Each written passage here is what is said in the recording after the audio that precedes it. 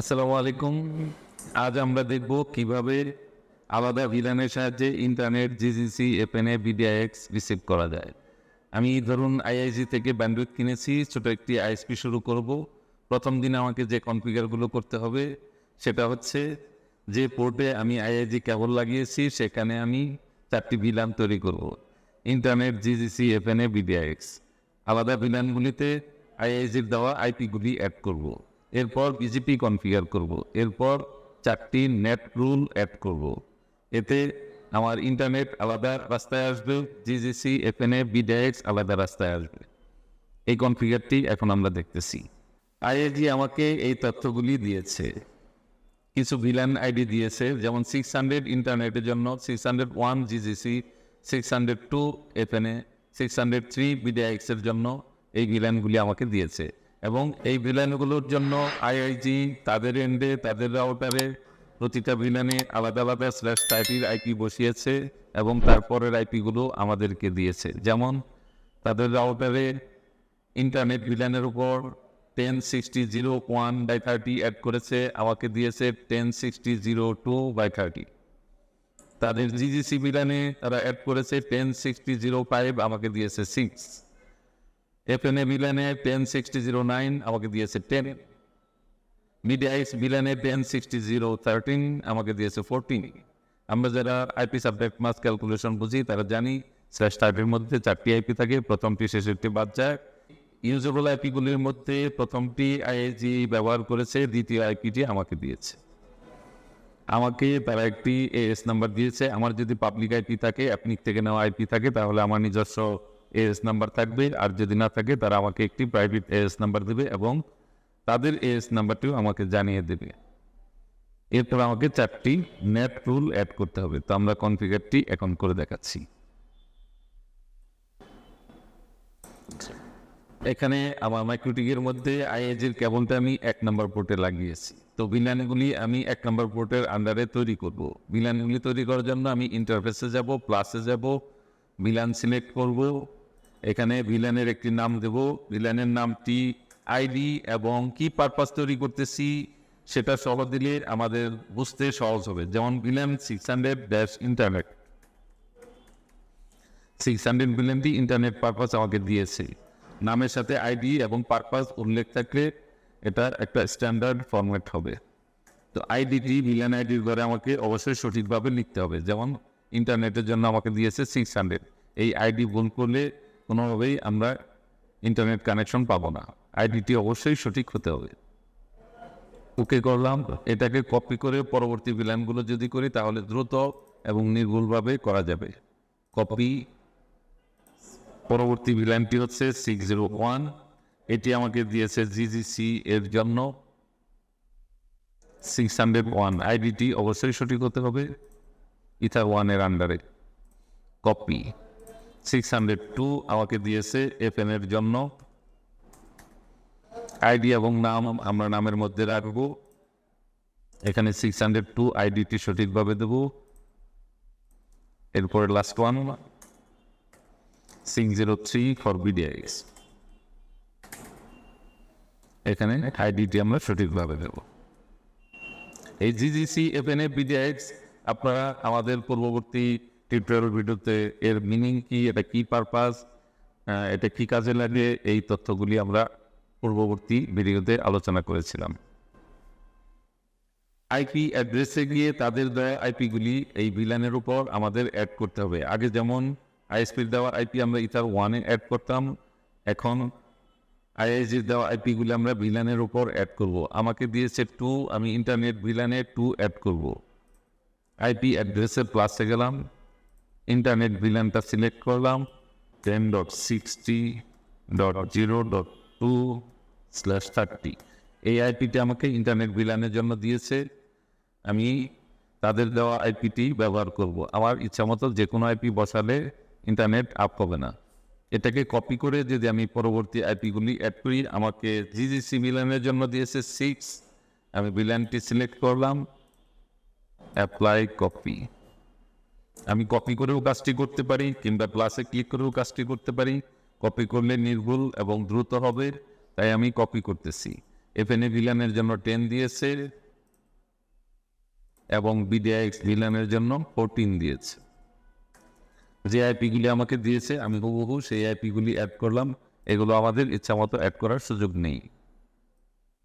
এরপর আমি ডিএনএস বসিয়ে নিচ্ছি। এরপর আমি চলে যাচ্ছি রাউটিং বিজিপি ইনস্ট্যান্স।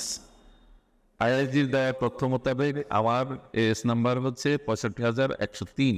সেটা আমি ইনস্ট্যান্সের ঢুকে ডিফল্টের ঢুকে এস নাম্বারের ঘরে অ্যাড করে দেব। ওকে, এরপর পেয়ারে গিয়ে প্লাসে ক্লিক করে এটা 4টা পেয়ার অ্যাড করব। প্রথমটির নাম দিলাম ইন্টারনেট।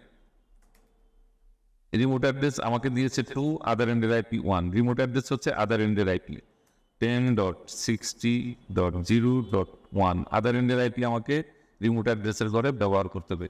ইন্টারনেটের জন্য আমাকে 2 দিয়েছে, এজন্য আদার এন্ডের আইপি 1 আমি এখানে বসাচ্ছি। এবং রিমোট এএস, এটা হচ্ছে আইআইজির এএস। আইআইজির এএস নাম্বার আমাকে লিখে দিয়েছে বা বলে দিয়েছে 64,529। তো আমি 64,529 রিমোটের ঘরে অ্যাড করলাম। Apply copy. অনুরূপভাবে আমাকে আরও 4টি অ্যাড করতে হবে। আমরা উপরে দেখতে পাচ্ছি ইন্টারনেট পেয়ার অলরেডি আপ হয়ে গেছে। এস্টাবলিশ, ডান দিকে এস্টাবলিশ, স্টেটের ঘরে এস্টাবলিশ আসলে আমরা বুঝতে পারবো এই বিজিপি আপ হয়ে গেছে এবং একটা রাউটিং টেবিল চলে আসছে। আমরা রাউটিং গিয়ে দেখে আসতে পারি, আইপি রাউটে গিয়ে দেখে আসতে পারি একটা ডিফল্ট রাউট চলে আসবে। এই যে সেই ডিফল্ট রাউট হচ্ছে 00 ডেস্টিনেশনের জন্য একটি গেটওয়ে চলে আসছে। এই 00 ডেস্টিনেশনের এই লাইনটা হচ্ছে ইন্টারনেটের জন্য, এই লাইনটাকে বলা হয় ডিফল্ট গেটওয়ে। এই লাইনটা যদি না থাকে তাহলে আমরা ইন্টারনেট পাবো না। আমরা পরবর্তী পেয়ারগুলো অ্যাড করতেছি। ইন্টারনেট পেয়ারকে কপি করে আমরা খুব সহজেই বাকিগুলো তৈরি করতে পারি, অথবা প্লাসে ক্লিক করেও করতে পারি। জিজিসি পেয়ার অ্যাড করতেছি। আমাদের এন্ডের আইপি 6, আদার এন্ডের আইপি 5। আইআইজি এন্ডের আইপি এখানে বসাতে হবে। AS number 64,529। Apply copy. FNA পরবর্তী পেয়ার হচ্ছে এফএনএ। আমার এন্ডের আইপি 10, আদার এন্ডের আইপি 9। Apply copy. এরপর আরেকটি পেয়ার অ্যাড করব বিডিআইএক্স এর জন্য। আমার এন্ডের আইপি 14, আদার এন্ডের আইপি 13। আমি 13 অ্যাড করলাম, ওকে করলাম। আমরা এখন দেখব কয়টা আপ হয়েছে কয়টা আপ হয়নি। আমরা দেখতে পাচ্ছি ইন্টারনেট আপ হয়েছে, জিজিসি, এফএনএ, বিডিআইএক্স সবগুলো আপ হয়েছে। আমরা জিজিসিতে প্রিফিক্স পেয়েছি 3টি, এফএনএতে 5টি এবং বিডিআইএক্স এর আউট পেয়েছি 7,420টি। আমরা আইপি রাউটে গেলেও এই সংখ্যাগুলো দেখতে পাবো। আইপি রাউটে গেলে এখানে আমরা টোটাল সংখ্যাটা দেখেও বুঝতে পারবো সবগুলো বিজিপি মিলে আমরা কতগুলো রাউট পেয়েছি। 7,433টি রাউট পেয়েছি।